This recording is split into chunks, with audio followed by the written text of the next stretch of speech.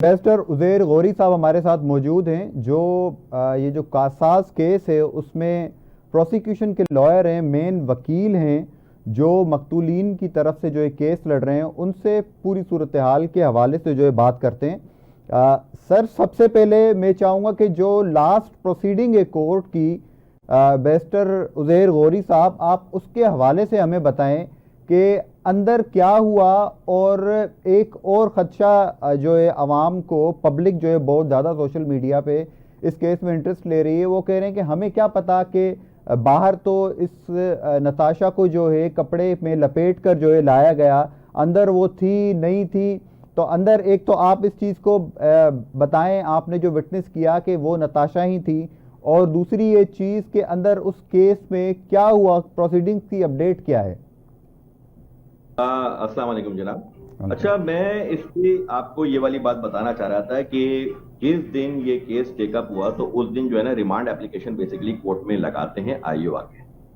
अब कानून हमारा ये है कि जैसे ही अगर कोई पकड़ा जाता है तो उसको 24 घंटे के अंदर मजिस्ट्रेट के सामने पेश करना पड़ता है। तो उस दिन प्रोसीडिंग में ये हुआ कि वो खातून जो है उसको आईओ ने कोर्ट के अंदर पेश किया था और जज साहब ने खुद उस खातून को आइडेंटिफाई किया था।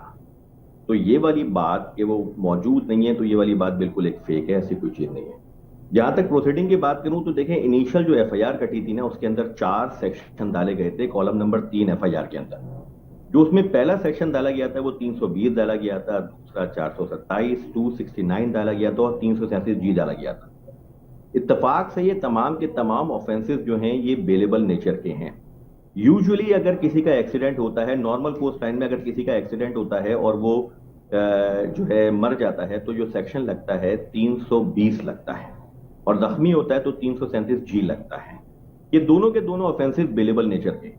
लेकिन वहां पर जो मेरे आर्ग्यूमेंट हुए तो मैंने जज साहब को वहां पर आर्ग्यूमेंट करते हुए ये वाली बात बोली। मैंने कहा कि इसका एक तो लाइसेंस जो है वो वैलिड नहीं है एज पर जराए, जो अभी करंट इन्वेस्टिगेशन ऑफिसर की जो मैंने उससे मालूमात की है, इसका लाइसेंस जो है वो वैलिड नहीं है। और दूसरा ये है कि ये भी है कि मेडिकल रिपोर्ट अवेटिंग है, तो लिहाजा इसके अंदर 322 का एडिशन किया जाए। 322 जो होता है वो कत्ल बिन सबब होता है कि किसी आप सबब बन गए किसी के कत्ल का, और 322 जो है वो नॉन बेलेबल ऑफेंस है।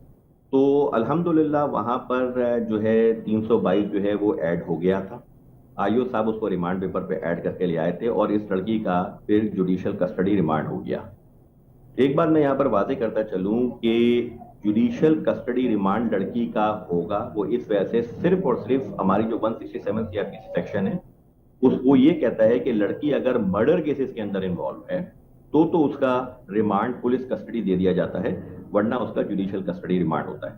तो प्रोसीडिंग में ये हुआ कि वहां पर फिर वो पेश हुई, 167 की कार्रवाई के तहत उस लड़की को जेल भेज दिया गया। और एफआईआर के दिन से जब लड़की अरेस्ट हुई थी उस वक्त से लेकर 14 दिन तक का जो है ना टाइम पीरियड होता है जुडिशियल कस्टडी रिमांड का। तो अब 2 तारीख नेक्स्ट दी गई है।